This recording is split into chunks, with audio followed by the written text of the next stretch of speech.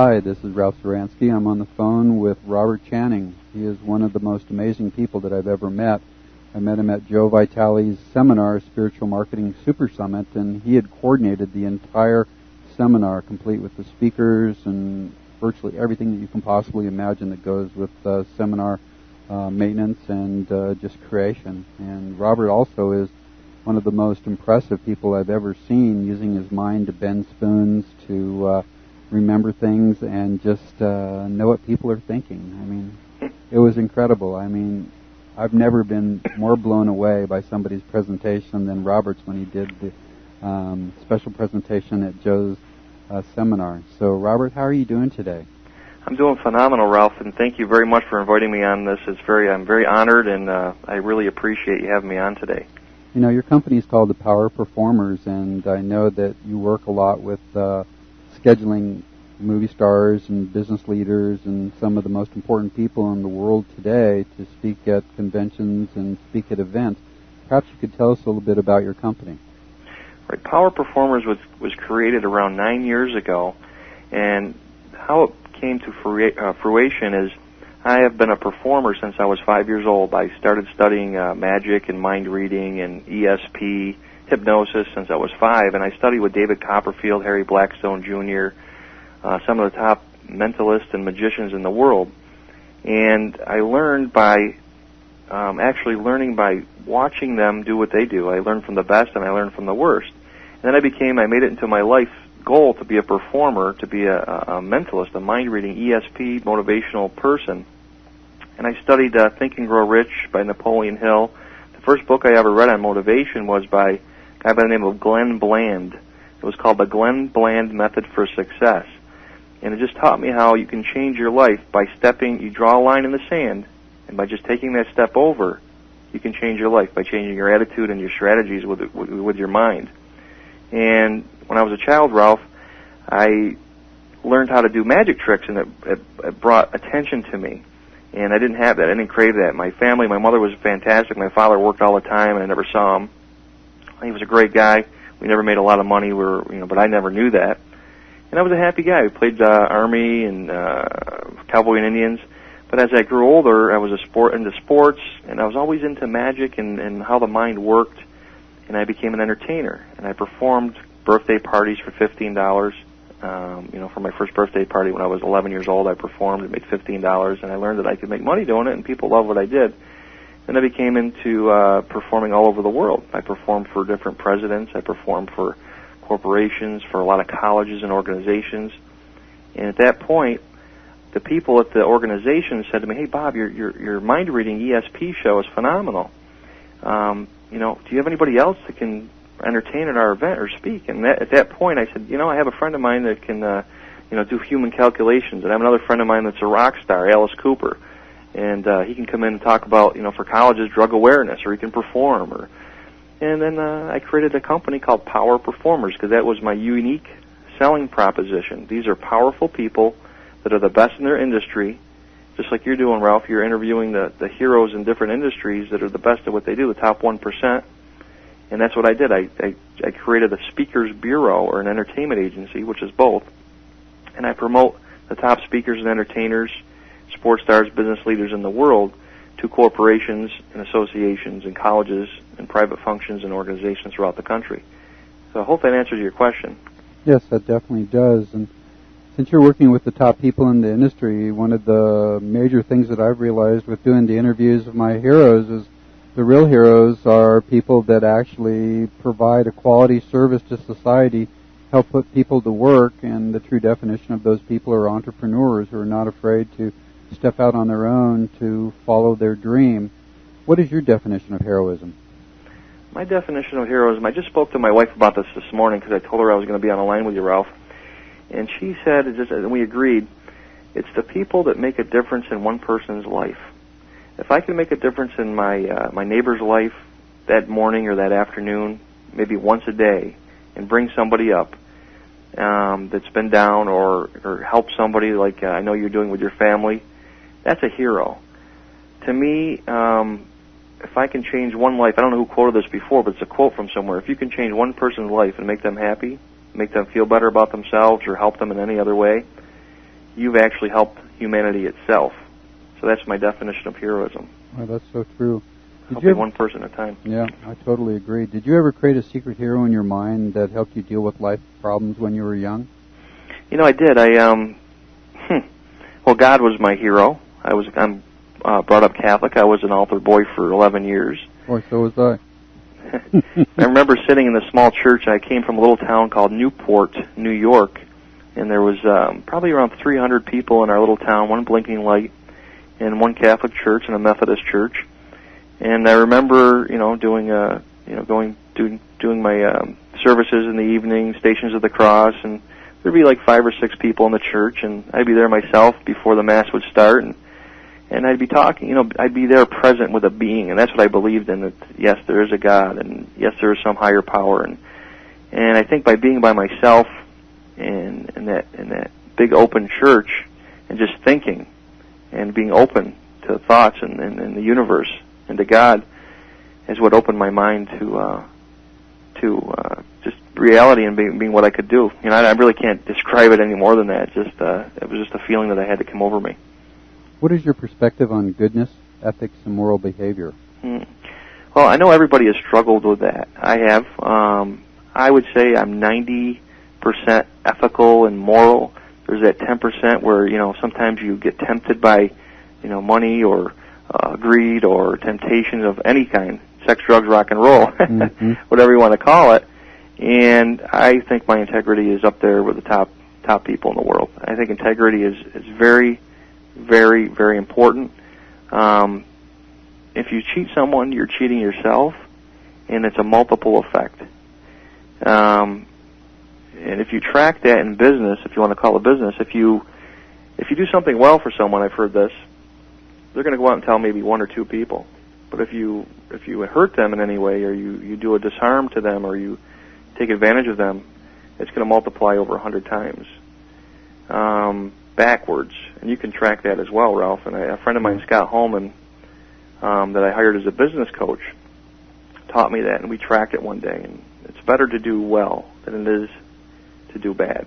And I've learned that all my life. And, you learn by trial and error as well. But I think integrity is the number one pursuit of happiness in a balanced life. Mm-hmm. It's funny that you'd say that about the 90% doing good and the 10%. One of the heroes that I interviewed, Gregory Allen Williams, who was the black cop on Baywatch, he actually saved a man's life during the L.A. riots. And he said there's a little bit of bad in the best of us and a little bit of good in the worst of us, and that when anybody steps up to help someone, they too can be a hero at that moment in time. And so he was willing to basically sacrifice his life if he had to help others that were in difficulty during the L.A. riots. What do you think are the principles that you're willing to sacrifice your life for? The principles I'm willing to sacrifice my life for? I've been struggling with that, only because I give so much. I give, Ralph, and it seems a lot of the times that it doesn't come back to me by the people I give, and I've learned that you should not ask for it back or expect it back from the people that you give it to, although you would love to have that back. I've learned by studying different books and the Bible as well, is if you give to someone, don't expect it back from them. It'll come from somewhere else. It could come from a baby's a smile that you just had, a newborn baby of yours. It could come from someone give you a kind word on a plane, or a smile, or a thank you, or maybe you just won the lottery. You don't know, but it's going to come somewhere else. Yeah. When was the lowest point in your life, and how did you change your life path to win a victory over obstacles? The lowest point in my life, and I'm an optimist. There were 2 low points in my life. One was when I became a professional entertainer, and I was very optimistic. I studied all the best people in the world, and then I performed my show, and I had another gentleman that was jealous. I was only probably about 18 years old, and this gentleman was 36, and I was in the same market he was in.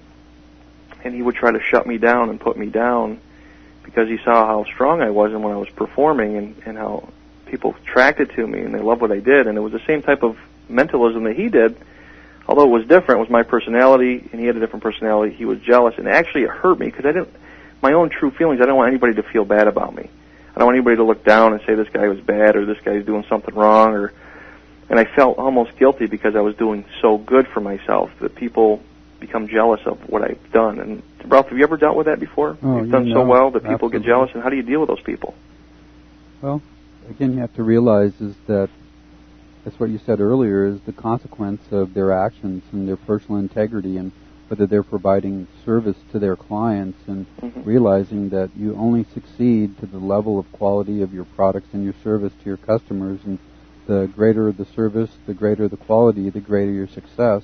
And when people strive to spread evil or not spread good, that has its own consequences because it's their thought process. If you have negative thoughts, it's going to ultimately generate negative in your life, and it's the seeds that you sow. Negative thoughts, negative actions will always reap a horrible harvest somewhere down the line.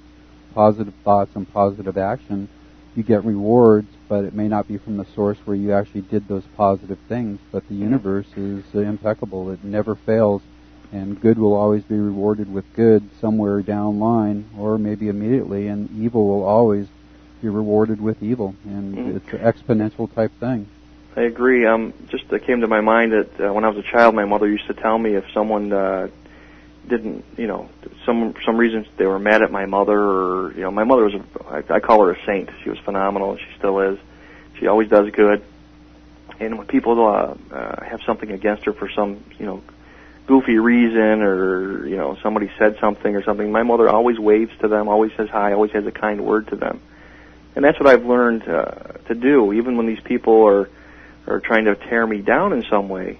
I've always come back by being nice to them and have a kind word to them. Even though in the back of my mind I'm like, geez, I'd really like to, do something.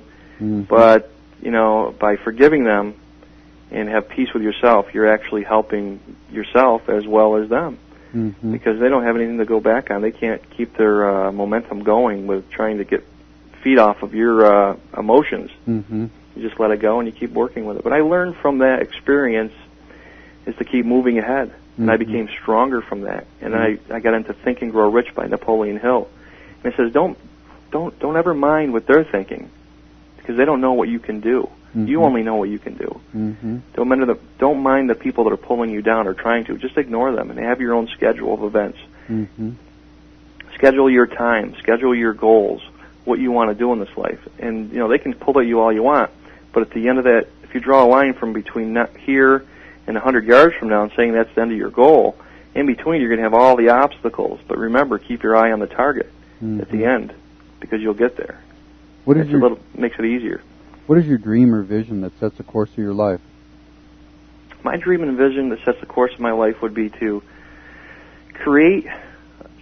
plant seeds, grow trees that I could shade my family and my friends with when I pass on, so they can live off the fruits of my labor, and also to provide information and success and knowledge to the people like you're doing, and that's the reason I'm on the line with you as well, is that people that struggle all their life not knowing where they want to go. And I perform for hundreds of colleges a year, and people come up to me after my programs and always say, what do you see in my future? What should I do with my life? And then Tony Robbins always says, well, if you don't know, pretend that you do know. What would you do? And most people will come up with the answer. At that point, that's the toughest part in the world, is trying to find out what you want to do with your life. Once you know, you can plan your course of action. So by planting those seeds in these students' minds or in the people's minds that are listening today, it's probably one of the toughest questions. Wouldn't you agree, Ralph? What do you want to do with your life? Oh, I absolutely agree. I'm just listening to Earl Nightingale and The Strangest Secret of the Mind of Man, and that's what he says. 95% of all the people who strive when they're young to become a success end up failures because they never set any goals. They're not working for anything or in any direction. They're like a ship without a rudder. If they don't have a rudder, they're going to just wash up upon the shore or the rocks. Yeah. They'll never. And if you have a rudder, you can steer your ship. You can steer your way through the hard, the seas, and as you coast along, and the wind's blowing your sail, you've learned to work for that, and then you're going to get into some rough waters again, and you steer your way through that. It's interesting that you'd say that, because the next question is it important to take a positive view of setbacks, misfortunes, and mistakes? It definitely is. Believe me, people, even the most positive person in the world has their setbacks, and you can be a positive thinker, but you have to take control. You have to say to yourself, okay, you need time to grieve if something happens. I forget the steps in the grieving process, but you need to get back up off the floor. If you get knocked down, now you're into martial arts, Ralph, I know, and I have been too. When you get knocked down, you need to pop back up. And, it's going to take you some time to get the wind knocked out of you to get back up, but the reason you have to get back up is because if you don't and you stay down, you're going to lose. Mm-hmm. You give up. Don't give up. Don't ever give up. Always get back up, dust yourself off, and keep moving forward. And you will get ahead. You will. You'll learn. You'll take the bumps and bruises, and just study as well. Keep the positive, motivational talking coming through your mind. I mean, all the videos and audio courses that I've taken in the world, in the country, meaning like Dreams Don't Have Deadlines by Mark Victor Hansen has a great audio course. What you're reading right now and listening to, Ralph, is phenomenal as well. Think and Grow Rich. There's a lot of information that you need to keep filling your mind with. In the top 1% of the country, the people that are top in their field keep trying to get better and better and better. CANI, Tony Robbins says the acronym for CANI is constant and never-ending improvement. Mm-hmm. And you just have to keep working ahead and keep moving ahead. Well, that's so true. A lot of times when I sit down and I wake up in the morning and I sit down on my computer and just think, gee, how many new software programs do I have to learn today? And it's hard to do it. Sometimes you just don't feel like doing it. And I know that you probably agree with this, is that it takes a tremendous amount of courage to pursue new ideas. What do you think about that? I agree. And then I would say there's another way to look at it. I get excited about new ideas. I'm excited. I know we spoke before this interview about a marketing plan that I'm working on, and I'm so excited about it. And I think that if you work up that fire in your belly and the excitement about it, it is challenging, and it is you get a little afraid sometimes, but once you get into it and you see it starting to work and the fruit comes off the trees that you planted, that's what makes me move. That gives me juice, Ralph. That makes me feel like what I'm doing is working. But also, Ralph, I study the top people in their industry. If I know somebody in marketing, if I have to learn marketing, I'll go and find the best marketing people in the world, and I'll call them up, and I'll go to their conferences, and I'll, just like you do, Ralph, and what we're doing right now on the phone. If I need to know something in the medical industry, well, you just told me today a few doctors that could help me out with some blood pressure problems that I have. So I'm going to go and search them, track them down, the top 1%. So always strive to find the answers from the top in their field. You don't want to learn from somebody that's just starting out, although you can learn by their mistakes. You want to take that learning curve and cut it in half, or if not more, and learn from the top people that are studying all their life. Would you agree? I totally agree, and I know that you've done a lot of different things in your life, and I know that a lot of times it's very uncomfortable to pursue your dreams because there's a lot of people in your peer group and in your life and even in your family that don't want you to change. They don't want you to make transformational decisions in your life that may leave them behind. Do you think that it's important to realize that you're going to be uncomfortable a lot when you're making quantum leaps in your growth in every area of your life? Oh, sure, Ralph. I remember when I was just getting out of high school, my father told me, why do you want to make a career of this? Go out and get a real job. And, I understand that he came from a narrow-minded search because that's how he was brought up. He was brought up to go to work, work hard, come home and, feed his family and provide. And I thought to myself, I was working, in the summertime, I worked at a drapery company in Newport called Reynolds Draperies.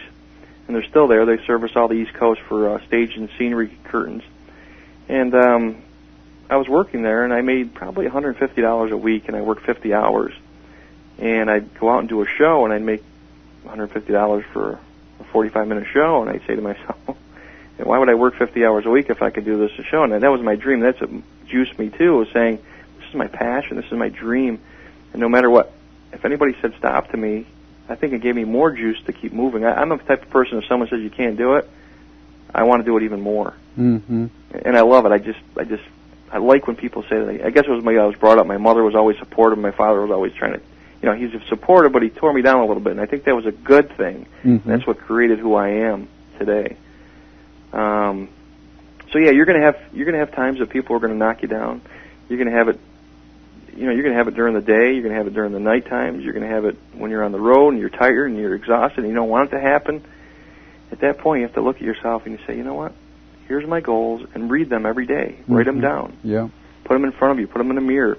Read them before you go to bed, when you wake up in the morning, at lunchtime when you're just relaxing, and you're going to feed your subconscious mind the direction you want to go in, and it's going to move you. And Ralph, you and I spoke before about the 4 principles that you went over, how the mind works, and the mind works on what you concentrate the most on. You will get in your life. So if you can plant positive seeds and positive emotions, you will reap those. Everybody has doubts and fears. It seems that that's just an inevitable part of life. How do you overcome your doubts and fears? Prayer, and also I have a confidant, my wife. She, I ask her some things, and she's like my psychiatrist, psychologist sometimes. And I have friends like you, and I have mentors and peers and coaches. And also I go within inside myself, because education in Duco means you learn from the outside, but you bring it in and you translate it, and it comes out of yourself as a process. So by learning to be with myself, to pray, to ask God to take my concerns or my heartaches or my wishes and give them to Him, that's the release process that you have to do. It comes back to you, and just pray and have faith. Does that make sense? No, it does make sense, and I think probably one of the hardest things in the world to do is to forgive those that upset, offend, and oppose you. How important do you think forgiveness is? Very, very important. That was my second challenge. You asked me before, what was one of my toughest challenges? Well, the company Power Performers, I hired a few people to help me out, and top salespeople in my industry, and I hired consultants to come in and train them in my office. And I respected them. They asked me to be in their weddings. They've asked me to be part of their families. And I've generously given to them, overgive. I mean, I buy them lunch every week, almost 3-4 times a week. I take them on trips. I give them bonuses. I buy them colored TVs because they did so well in what they love to do, which was selling entertainment and speaking to celebrities. And I bonused them because we'd have goals, monthly goals, weekly goals, yearly goals. And they hit all the goals. And after 3 years, they decided to, 2 of them, I won't mention their names because I don't want this to get out, but 2 of them actually stole all my business. They stole my company. They downloaded all my information. They put up the website while they were working for me. And they came in on a Friday afternoon and both gave me the resignation and said, Bob, we love working here. Thank you so much for the opportunity. It was the best job we've ever had. But we're going to go work for my father in another industry. This other gentleman that was a friend of his left to do this as well, and they gave me this big story, Ralph, and I found out a week later by one of my clients. I said, did you know, Robert, that they have their own website and now they're in competition with you? And at that point, I had a 24-page agreement for an employment agreement that every word in the agreement, Ralph, they went against, and they just totally raped and pillaged my company. And I was depressed. I was down because these were friends of mine I lived with for 3.5 years every day. We laughed, we cried, we went through 9/11 together, different things. And the gentleman had an eye problem, and I was there to the hospital to see him 2 weeks before this. And the other gentleman was having a baby, and I brought gifts to them and gifts. So you can tell it hurts me right now as I'm talking about it. But that was about a year and a half ago. And since then, Ralph, my business has tripled. And I've hired more people. Yeah. And I've learned that these people were planning and plotting against me, and I had that faith, and I believed in them. And I gave it, I was blind. So what I've learned from that is to, yes, give, but to leave my eyes open a little bit and protect myself. And I've, like I said before, when people say I can do something, and that's what inspired me to motivate this business to move higher and further. And I've gone further, and it's going to go further. Yeah. And I'm going to build this so people that work for me can benefit from the fruits of my labor. And I hope that answers that question. Yeah. So did you actually forgive those people for what they did to you? I have forgiven them. It's a challenge because from day to day I'm in competition with them. Although we're in a lawsuit because my attorney and my friends and my mentors said, look, you can forgive them, but it's like, for example, Ralph, if you had a child, or if my child, God forbid, got hit by a drunk driver and was killed, I could forgive the drunk driver. It'd be hard, but I have to have serve due diligence and justice, so they wouldn't do it again.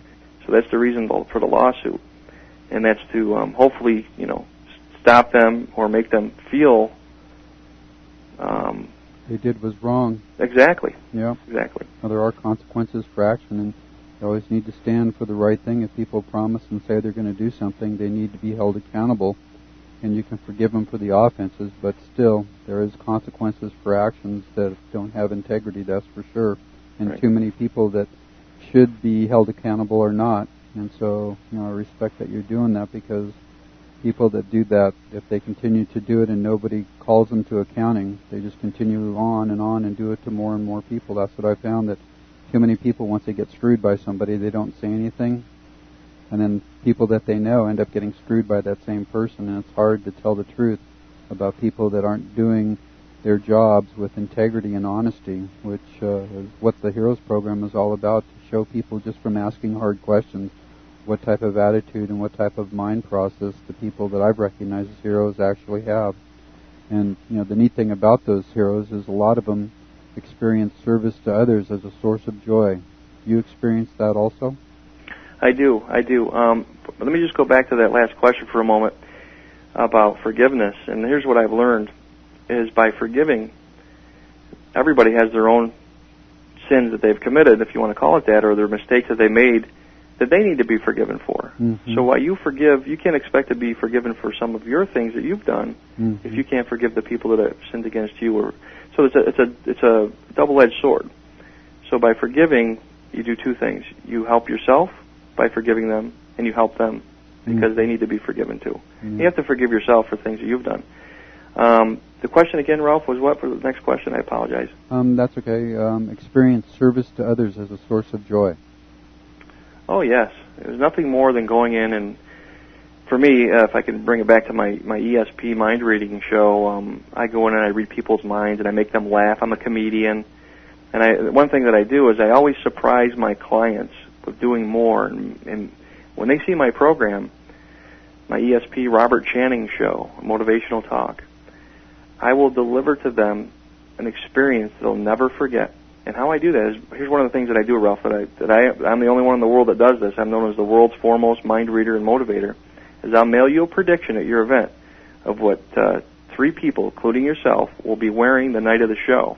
And I'll mail it out a month in advance. You give me the names that are going to be at your key event, and this is the climax of the whole show. I'll mail it out. You hold it in a sealed prediction. I never touch it again. And at the end of my show, I'll say, Ralph, do you have the envelope that I mailed you over a month ago? You say, yes, I do. Robert, I have it right here. Now, you're 100 feet away from me. Ralph, would you stand up in the audience? Okay. Would you hold the envelope up? Ralph, have we prearranged anything? You're going to say no, because I give $100,000 away to anybody in the audience that proves that I use Confederates or Stooges, meaning they planted people in the audience to help me out. I don't do that. And I'll say, Ralph, just to prove that, I want 4 people to randomly stand up in the audience, and they're going to randomly stand up. Doesn't matter who they are. 4 people stand up.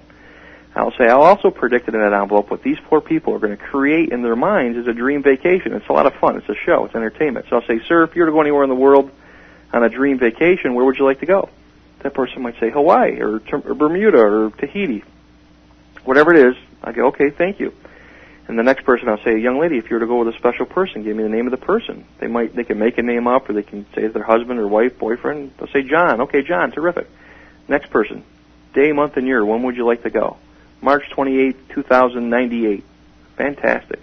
And young lady, how much would you like to spend? I think you like to spend a lot of money, I can tell. And they laugh a little bit.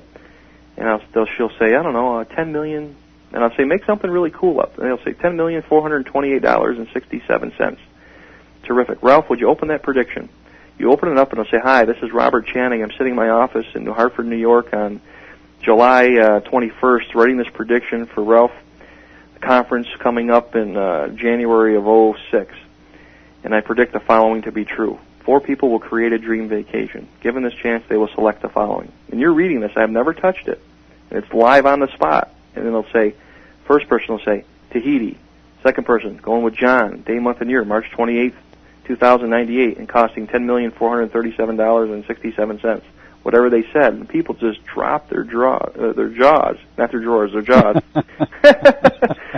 And And you'd experienced at the conference. Yeah, oh, it was incredible. I almost dropped my drawers. I was so impressed. And on the back of that, I'd say, Ralph, turn the piece of paper over, and I predicted with those 3 names that you've given me, maybe the VIP of the conference or the meeting that I'm performing for a corporation or an association. It'll say, Jane Reynolds will be wearing a red blouse with polka dots, and she'll have on gold shoes with a gold ring, whatever it is. Mm-hmm. I get right to the details, and if I don't get that prediction correct, right down to the color of their sock or the stripe in their shirt, I give my whole fee back to them, my whole paycheck, which is substantial. I mean, it's amazing. I don't know how you do it.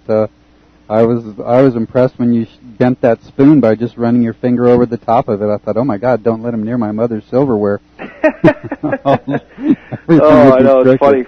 I mean, that is astounding. I mean, I've never been more impressed with a presentation, and just your presentation that I saw at Joe's. It was the highlight. It was one of the highlights of my life of being at your presentation. It was incredible, and just working with you at Joe's. I ran the computers and took the photos, and you did a phenomenal job, Ralph, and we became instant friends. Yeah, we did. A sense of excellence. I mean, it was just astounding. I've never been more impressed with any live entertainment that I've ever seen. It was incredible, and I know that you maintain an incredible sense of humor, especially in the face of serious problems. How important do you think having humor is in your life? I think it's very, very important. Humor actually is the proven fact, I think you might know this, is that when you laugh, it actually creates endorphins in your brain that stimulate your mind to just be happier. And when you laugh, you have to laugh. I remember being depressed when these people left me, and I popped a DVD in of, what was it called? It was Jeff Foxworthy and a couple other funny comedians, and I just laughed and laughed. It just brought me up. It just brings your emotional state up. And if you ever get in a depressed mood, just put a smile on your face if you can, and those endorphins will make you in a better mood. And try to get out and relax and to laugh with your friends. And it just brings that blood pressure down, and it brings the reality of life back to you. And look around you. Go out in the woods, or go out by a stream, or go out with your family, or your daughter, or even your dog if you have her a cat. And just be with that person, and just look up in the sky and say, you know what? Life's not that bad. There's people in this world that are dying, that are going without food, and my little problem is nothing. It feels like a lot, but it really isn't. Boy, that's so true. Who are the heroes in your life? The heroes in my life, one that comes right to my mind is Reverend Russell Little. He is the gentleman that taught me how to do magic and to do a little ESP and mind reading when I was a child. I used to walk to school in the morning and pass his house. And he used to use magic in his sermons to get attention, to make people pay attention to the Word of God. And he used to make his thumb disappear, and he'd put sugar in his hand and make it disappear on my way to school. And he's the one that I had to write a report. My teacher gave me in 3rd grade what I wanted to be when I grew up, and I didn't know. I just, I want to be a magician, And I went and I did some research. I went right to his house, and I said, and that's the key right there, Ralph. That's the key to anybody who wants to know what they're doing. Don't be afraid to ask for advice, because people will give that to you. Ask and you shall receive information that you're looking for. Ask. Remember to ask. Yeah. So that's what happened. I asked him, and he brought me up into this room upstairs. And I remember to this day, I walked in his house, up the stairs, and this whole room filled with magic props and magic cool stuff. And my eyes were I was just unbelievable. And he was a mentor of mine, and he was someone that I respected. He put a foot in the door when I was leaving his house. He said, Robert, he said, see my foot? And he opened the door and put his foot in the door, and he says, what I just did for you is I put your foot in that door. Now it's your job to open it for yourself. And from that point forward, I've been opening it the rest of my life, and it's brought me to meet spectacular people. It's brought me to all over the world to see different people, different cultures, to do what I wanted to do, perform, entertain, and make a great living performing, and also having a great speakers bureau and entertainment agency that I can sit home. The reason I opened that was because I had my second child, and I was on the road a lot, and I told my wife I need to make some more money by not being on the road so I could spend some time eating popcorn with you at home and still make some money, and that's what I did. I opened a bureau, and now I book people, and at night when I'm not on the road, I'm home, I'm still making a decent living and booking people that I respect and admire. Who do you feel are the real heroes in society today that aren't getting the recognition that they deserve? The mothers. the teachers. But I also, you and I were speaking before that in the school, they're teaching, the teachers are phenomenal, okay? They're teaching how to have a job and to go into the world and work for somebody else. But I think that the Heroes program that you're working on now is going to bring a different dimension and a different philosophy to the schools and to kids that don't work for somebody else. Although it's a great opportunity, but try to work for yourself and try to grow yourself to rely on yourself. Because, for example, you can rent a lifestyle, meaning you can have a job at IBM making $100,000 a year, have a beautiful home, a BMW, a car, and 2 children, and all of a sudden BMW lays you off, IBM lays you off, and who are you working for? Now you're scraping, trying to find a job at minimum wage or even, a lot less than you made. But when you work for yourself and you have investments and you invest in your own mind and your own opportunities, meaning real estate, meaning your business, meaning when you go out and work, you're being compensated by your own mind, not by working for somebody else to make them a millionaire, but work for yourself to make yourself get ahead in this life. Does that make sense? Boy, that's such good advice, and that's what all the other heroes have said, that it's so important to become an entrepreneur and be the captain of your own ship and to direct it to where you want to go. Just working for other people, you never will be able to attain the dreams that you have, maybe retiring down in Florida when you get to be 65, but forgetting all the things that you could have done, that you wanted to do, that you should have done. It's the difference between having a dream and just having a life. I agree. And Robert Kiyosaki and Rich Dad, Poor Dad, I learned this from him by reading his books. And books unlock the secrets of the universe, Ralph, and I know you know this. And I teach my children this. And my daughter, I ask her all the time, Gabrielle, tell your teacher what we talked about, because she loves to read. She says to her teacher all the time, books unlock the secrets of the universe. And they really do, because the books, they've studied different subjects more and more. Like if I want to be a doctor, if I have an ailment, I'm not going to go to school to be a doctor to find out how to fix my own ailment. I'm going to go to the top surgeon or the top doctor in the world, and I'm going to get fixed. So Robert Kiyosaki has studied how to become a successful person by investing in real estate, investing in yourself. And he says, I lost my train of thought. What was the question again? I get going on a tangent. Well, we're talking about investing in yourself and having your own dream and not being an employee, where he was always talking about his rich dad and his poor dad, where his poor dad was the one that had a job, that never had any assets, that provided income for him. There's a difference between earning a paycheck and actually having income from assets. Yes, and here's the point I wanted to bring across, is even if you have the job and you're in a job right now and you're sitting and you're working for somebody else, it's okay, because you can be wealthy and you can have a comfortable lifestyle. I think it's a great lifestyle sometimes, Ralph, because my friends are teachers and they make a comfortable living, have summers off, but also what you want to do with your time off. When you go to work, that's your time to work, but that's your living. But when you come home, if you are going to work every day, that's when you make your life. That means, Robert Kiyosaki says, that's when you go out and you find real estate or you find your business that you can open. Mm-hmm. And you can have the best of both worlds. So I'm not putting down going to work for somebody else, because of the 95% of people in this country do that. And the top, the 10% people, the entrepreneurs, they're doing it for themselves, and they're providing these wonderful experiences and jobs for people. Mm-hmm. But you can do both. That's what I'm saying. I'm not putting that down. I'm giving an opportunity to open your mind that if you work for somebody else on your off time, when you go home, instead of watching TV or doing something not productive, go and look at a property, invest that, invest in a property, invest in the real estate, study commodities, study how to be a marketing person, for internet products, or so that's my point with that. Why are heroes so important in the lives of young people? Well, first of all, a hero, people look up to different heroes nowadays. I mean, there's some bad examples of heroes, meaning there's some sports celebrities and stars that are smoking cigarettes and doing drugs and depressants, things along this line. And I remember watching Tom Cruise, because it was like a few weeks ago, being interviewed by Matt Lauer on the Today Show, and talking about psychiatry and how he thought it was a pseudoscience and all this. Well, I believe a little bit of that, but I believe that heroes are people that have done it before you, that are successful, and you want to model success and duplicate results. And that's the reason you have heroes in your life. You see something that they're doing that you'd love to emulate, that's a positive in your life, that you know if you could attain that, you'd be happy. And how you do that is you just model what they're doing. You'll become that much successful in your learning curve.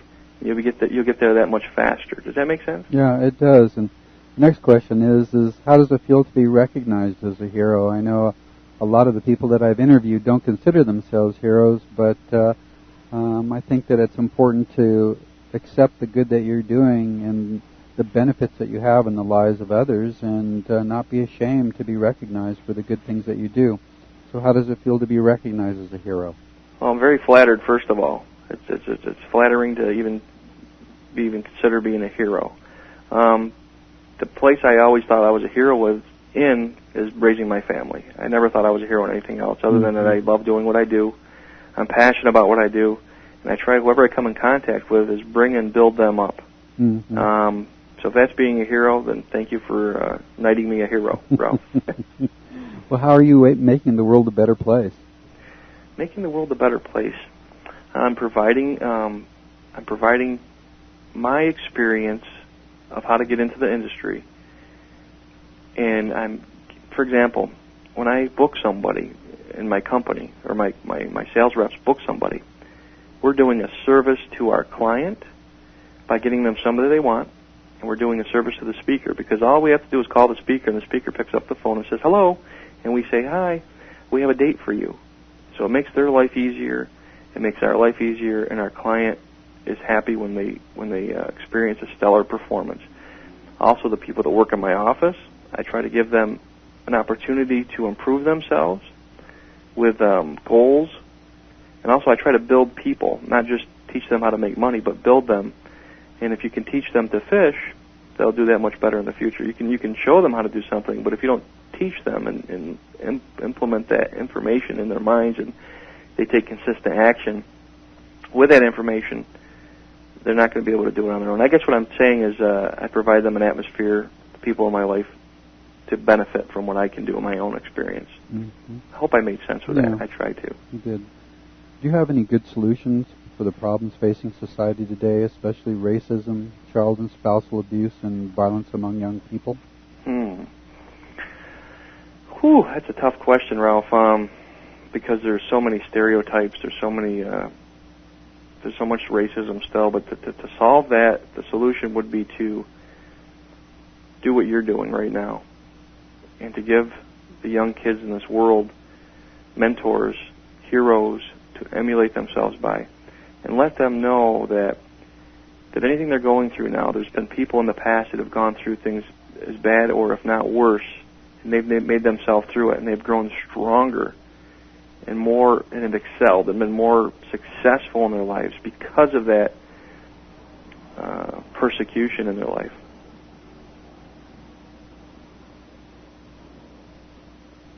If you had 3 wishes for your life and the world that would instantly come true, what would they be? 3 wishes that would instantly come true. One would be to the drug industry. First of all, not to have so many drugs to fix people, but to have holistic solutions, and the world to be a better place. Not so much. This is going out on a limb here, but our government, whether people want to believe it or not, is one of the biggest mafias in the world. We control the world, but we do it for a reason, because we have to protect ourselves. But I'd love to have the world be a utopia, like John Lennon used to sing about. That'd be my wish, to have a utopia, almost like heaven. The second wish would be that the young people in this world can be educated and know how to model success when they're younger, and that the teachers that are teaching them will learn how to teach them how to manage their life, not so much as how to do the sciences and the mathematics, but how to manage their life with a relationship with their self, with their family, financially, emotionally. And I think they don't teach that in school now, Ralph. Mm-hmm. I agree. What do you think about the In Search of Heroes program and its impact on youth, parents, and business people? I think everybody in the world should benefit from this and will benefit from it. And I think the word has to get out, and that's why I mentioned to you before that I want to do something with you, Ralph, with my power performers, and I'm gonna promote Search of Heroes and everything that I do, and that's one of my life goals. What are the things that parents can do that will help their children realize that they too can be heroes and make a positive impact on the lives of others? Giving. Learn that it's better to give than to receive. Don't you feel better? I feel better anyway. I don't know, a lot of people love to get gifts. Mm-hmm. I like to get gifts. It's been always hard for me when someone gave me a gift to say, to really say thank you. I wouldn't feel like I deserved it. I don't know why. It was something in my psyche, but I've learned to say thank you and to appreciate it. And then by them giving you a gift, you're giving them a gift. Mm-hmm. So be giving. You will receive 100-fold. Mm-hmm. So teach your children to give, to help, to praise, and to praise them. Mm-hmm. And just something I learned by some statistics, and I think there's a lot of validity here, is that if you're a parent and you have a daughter, you as the male person will influence your daughter's life and her emotions and her self-confidence more so than the mother will. Mm-hmm. And it's true of the opposite sex, meaning the mother will dominate and influence the child's psyche, because it's the opposite sex will help. So if you learn this when you're growing up and you have children, to also compliment, to support, to bring them up, not in a false way. Of course, you have to correct them, mm-hmm. but in a delicate way. Mm-hmm. Does that make sense? Yeah, that really does.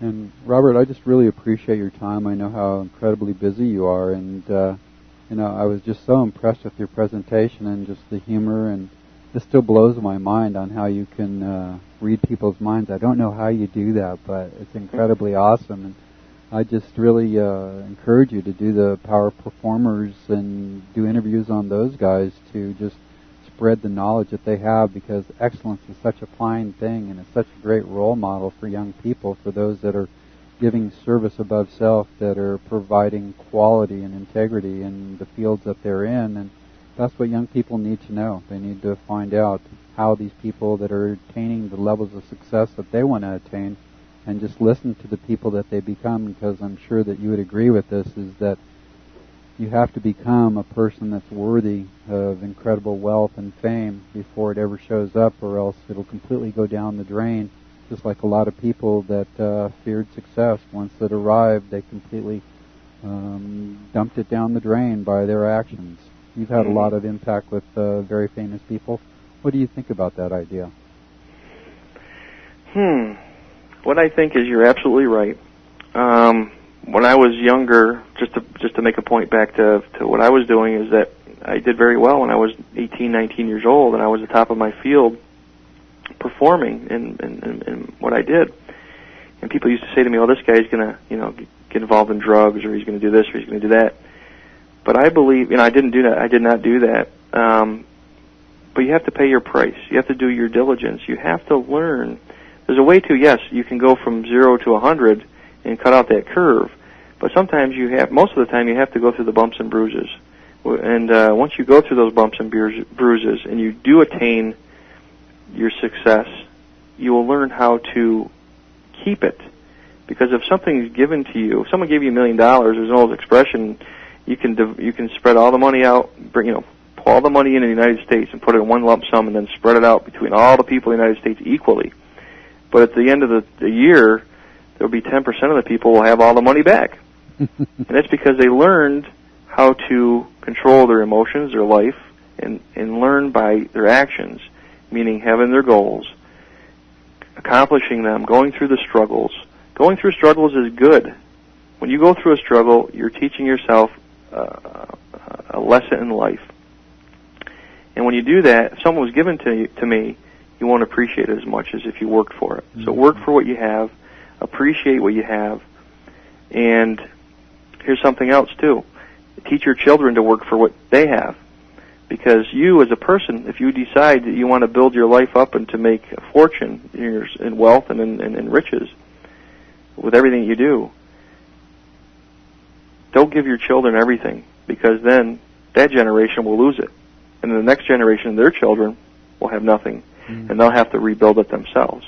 Mm-hmm. So teach the children that you do have, and the young people listening today or reading this interview, is that you don't get something for nothing. Work for it. Mm-hmm. When you work for it, you will appreciate it, and you'll keep it. Mm-hmm. That's all I can say on that. Boy, that's so true, and I just really appreciate your time and just the wisdom that you shared with us, and I just encourage anybody listening to this interview that if you ever get an opportunity to see Robert perform in person, it will be one of the high points of your life. So, again, Robert, I just really appreciate your time and appreciate what you do and making such a difference in the world today. So thanks again. Thank you, Ralph. You're doing a wonderful service. Okay. I'll Thanks see so you much. soon. Okay. Bye-bye. Bye-bye.